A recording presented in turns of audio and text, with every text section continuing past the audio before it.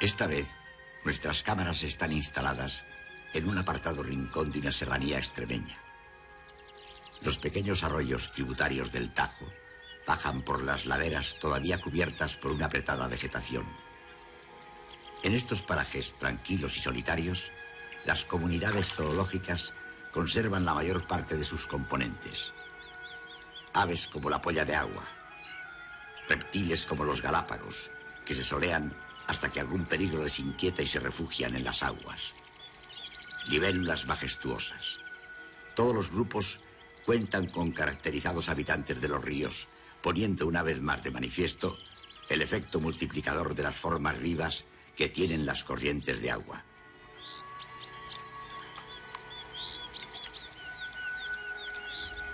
Descubrimos a un mamífero acuático, la rata de agua. Y por el fondo, a un gallipato, que a pesar de su nombre, no es un ave, sino un tritón endémico de nuestro país, y que, como todos los anfibios, desarrolla una parte de su vida en el interior de las aguas. Estos son lo que podríamos llamar comparsas de nuestro programa. El protagonista de nuestra historia es el martín pescador, aunque en esos pequeños arroyos todo importa, desde la luz que cae del cielo hasta los vegetales del borde de las corrientes, pasando por los inquietantes anfibios y reptiles. Vamos a dedicar a esta pequeña y fulgurante ave un capítulo completo del hombre y la tierra, porque estamos seguros de que los pormenores de la vida de un pájaro que se alimenta casi exclusivamente de pequeños peces merecen la atención de todos los espectadores.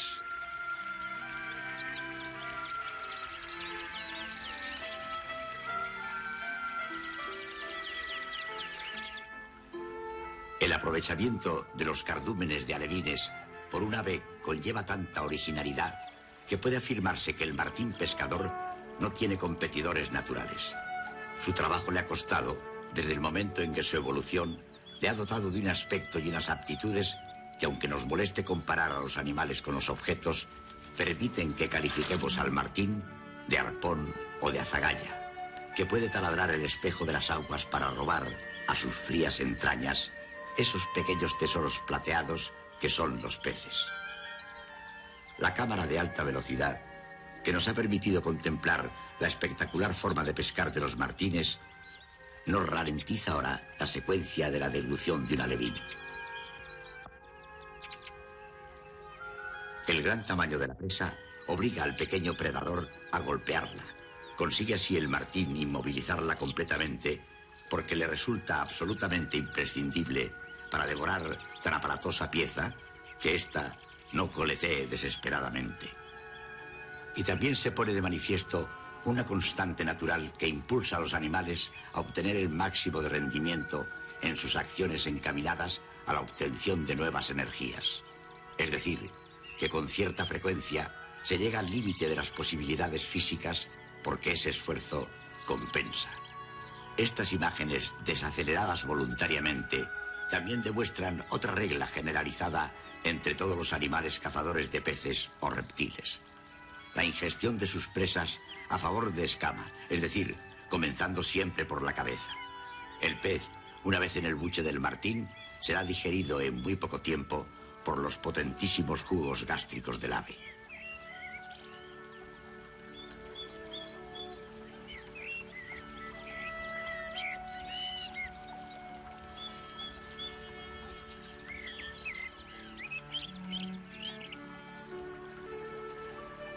Completemos ahora nuestro conocimiento de las especialísimas técnicas de pesca del refulgente martín pescador con una cadena de secuencias que por otra parte demuestran el gran número de intentos fallidos que pueden acumularse en una sola jornada. Una vez más, cabe afirmar que en la naturaleza los animales destinados a ser presas no quedan en absoluto inermes ante sus enemigos. Por evolucionados que estén los carnívoros o los piscívoros en este caso, el instinto de defensa de cualquier especie supera con creces los ataques de sus enemigos naturales.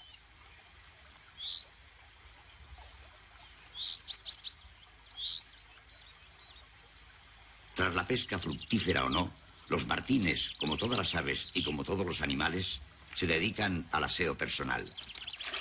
Porque el perfecto estado de una vestimenta como las plumas, que tiene que proteger del frío y de la humedad, y que solo se cambia una vez al año, exige todos los cuidados.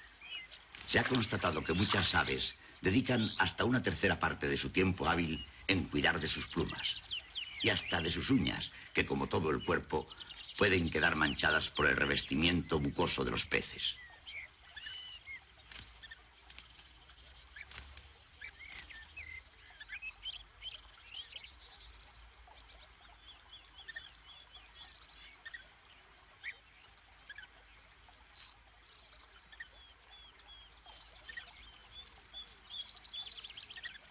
La reproducción, en cualquier caso, llama también imperativamente a la puerta de los martines pescadores cada primavera.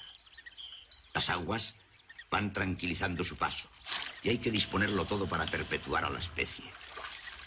Hay que contraer en primer lugar las nupcias, ceremonias que en el mundo de los pájaros se celebran fundamentalmente con el ofrecimiento de un obsequio.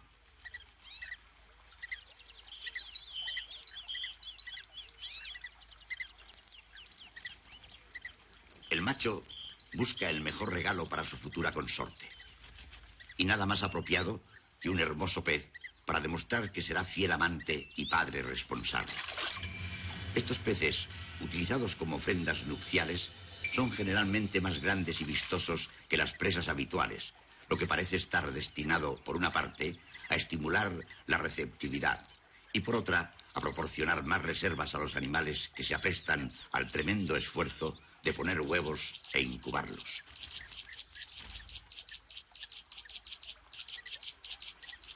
La cuestión es que esta vez todo parece marchar bien desde el momento en que la hembra accede a la cópula, que es realmente breve, aunque se repite decenas de veces. Nuestras cámaras tuvieron enormes dificultades para captar el crucial acontecimiento, que en muchas ocasiones dura menos de un segundo. Pero no todo van a ser galanteos. Hay que iniciar la construcción del nido, que quedará situado al final de una galería excavada por las propias aves en los taludes arenosos de los ríos. Con cierta pero asombrosa facilidad, estos pequeños pájaros arrancan las partículas arenosas y taladran la tierra hasta más de 1 metro de profundidad. Siempre pueden surgir problemas. En este caso, se trata de los abejarucos, aves hasta cierto punto emparentadas con los martines y que, por venir de África, se han incorporado más tarde a nuestra fauna primaveral. Las vistosas aves de los trópicos tratan de disputar su nido a los martines. Estos y los abejarucos son las dos únicas especies de aves que crían en el interior de galerías subterráneas, por lo que este tipo de disputas resultan frecuentes.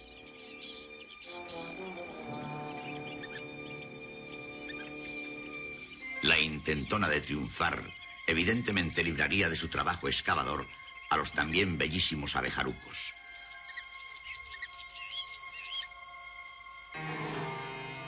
Pero los martines no están dispuestos, una vez iniciada la incubación, a dejarse intimidar por sus más grandes parientes.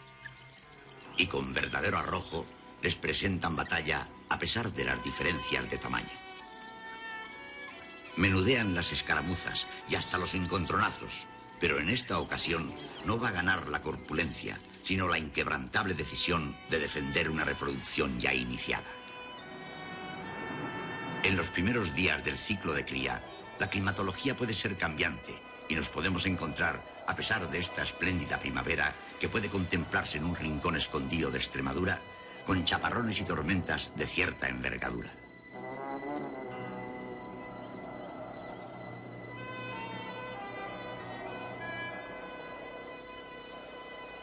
No inquietan las inclemencias a la pareja de martines pescadores que se afana en la incubación de los huevos.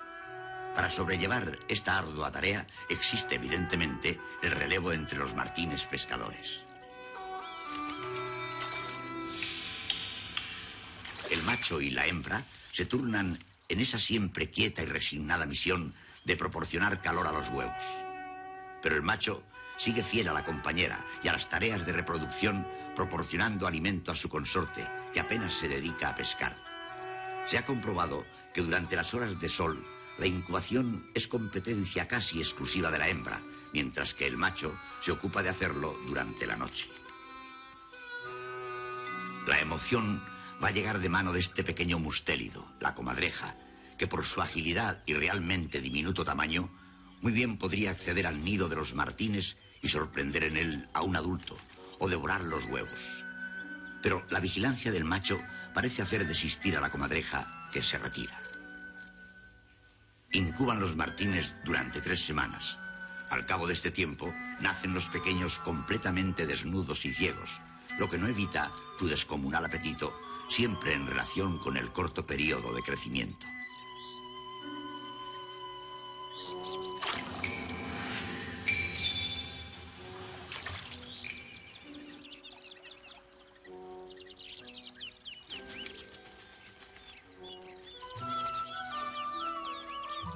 Estos pollos, en cualquier caso, necesitan tanto calor como alimento. Primero, porque hay que tener en cuenta la considerable y permanente humedad que reina en los biotopos acuáticos. Y luego, porque estas aves tienen prisa por crecer y, de hecho, completan su ciclo en menos de un mes. Van creciendo los voraces pollos y creemos llegado el momento de añadir que estos pájaros, ayudados evidentemente por esos poderosos jugos gástricos a los que ya nos hemos referido, devoran hasta 3 y 4 alevines diarios. Si ensayamos la multiplicación, queda claro que la pareja de adultos se emplea realmente a fondo para proporcionar el necesario sustento a una pollada que puede estar compuesta por hasta 8 miembros, pero que generalmente no supera los 6.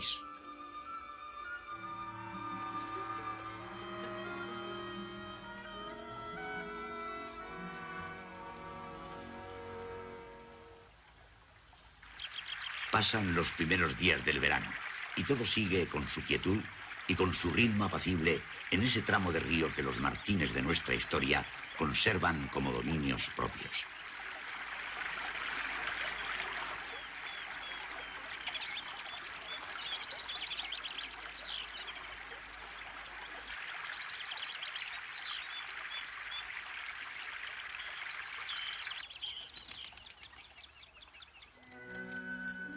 Sigue la mamá Martina proporcionando calor y comida.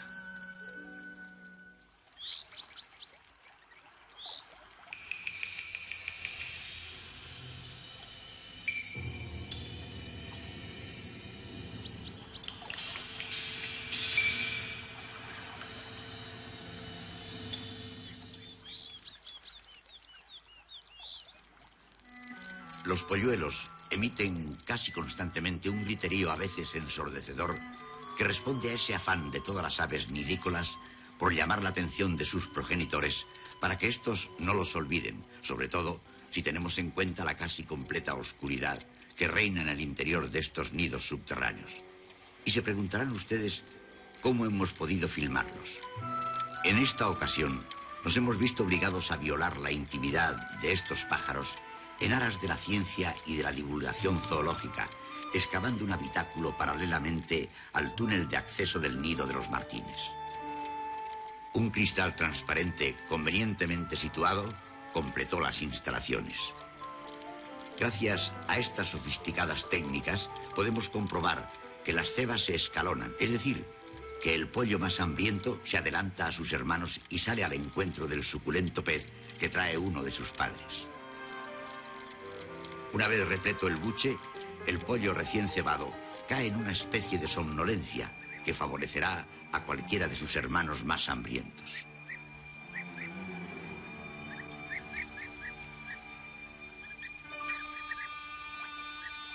Acechan en cualquier caso incontables peligros a unos animales que están sujetos a una forzosa inmovilidad en el interior de una galería por la que podría penetrar perfectamente un reptil predador. Pero el martín macho no pierde de vista ni por un segundo a tan poderoso enemigo. Llegará incluso a atacarle o a desviar su atención hacia el nido, aunque en esta ocasión el ofidio parece olvidar el pequeño orificio del talud.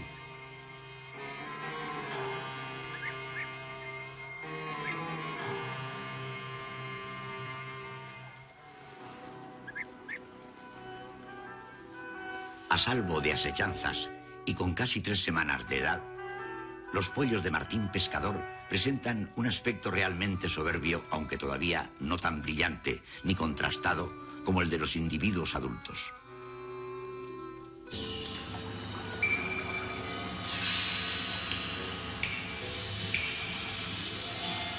Continúan las pescas y las cebas, que se intensifican de cara al último estirón que deben realizar los polluelos.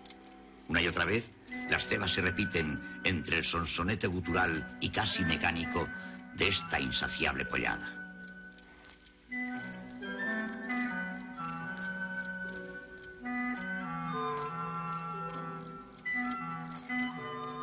Y todo parece que se acelera, porque debemos comentar que a poco favorable que venga el año, los martines pescadores van a reproducirse por segunda vez. Excepcionalmente, cabe una tercera intentona. Tan alta tasa de natalidad no debe llamar a engaño, pues con cierta frecuencia es superada por la mortandad, tanto natural como provocada.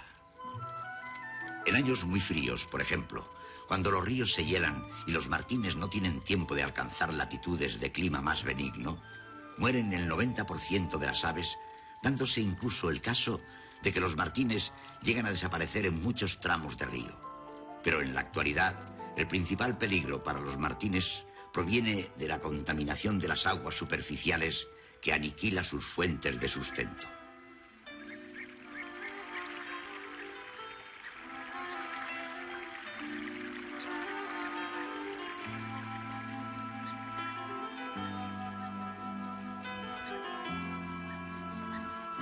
En nuestro caso concreto, los pollos van a ir saliendo de su oscuro nidal para incorporarse a su vida de jóvenes volantones. Comienza ahora, para ellos, la etapa más crucial. Hay que iniciarse en el difícil arte de ir siendo un arpón vivo. Contemplan la habilidad de sus padres y por ese camino aprenderán las primeras lecciones. Y tal difícil empeño, a veces, resulta completamente vano, desde el momento en que los martines pescadores van siendo expulsados inexorablemente de los lugares más favorables para su reproducción. Los venenos que con tanta frecuencia vertemos en lo que debería ser el elemento más puro están imposibilitando constantemente los intentos siempre renovadores de las aguas. Las primeras víctimas de la contaminación son pequeños animales como los peces y sus predadores naturales. Pero del agua también dependemos el resto de los vertebrados, y si no cuidamos su pureza, tal vez nos encontremos, antes de que seamos capaces de reaccionar, con un problema evidentemente más grave que la ya palpable escasez de martines pescadores. Estas aves, en efecto, han dejado de alegrar con sus zambullidas y con sus azules turquesas la mayor parte de nuestros ríos.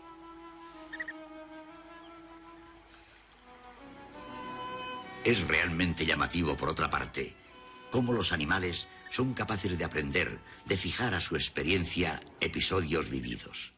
La comadreja, por ejemplo, sabe que puede encontrar un jugoso festín en aquel nido de martines. Solo que por esta vez ha reaccionado un poco tarde. Sus presas volaron y ahora contemplan el inútil esfuerzo del mustélido.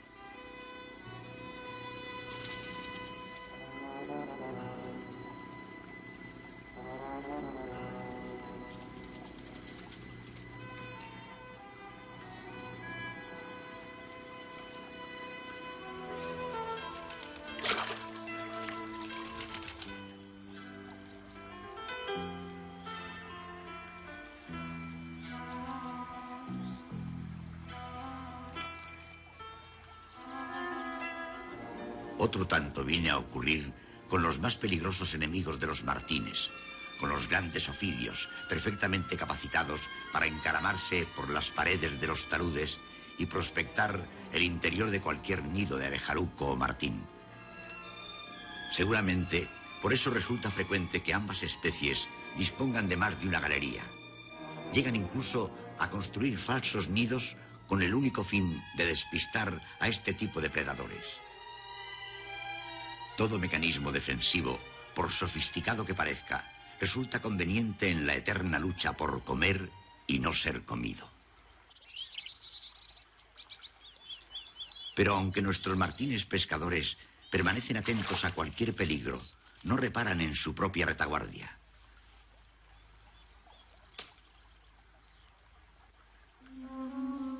Del intrincado soto surge un animal realmente escaso, un gato montés, tal vez uno de los últimos felinos de esta especie que pervive en nuestro suelo. Se van a enfrentar la experiencia, sigilo y destreza del gran gato con la bisoñez de un joven martín preocupado por las evoluciones del resto de su familia. Y por eso la naturaleza se cobra su tributo inexorable.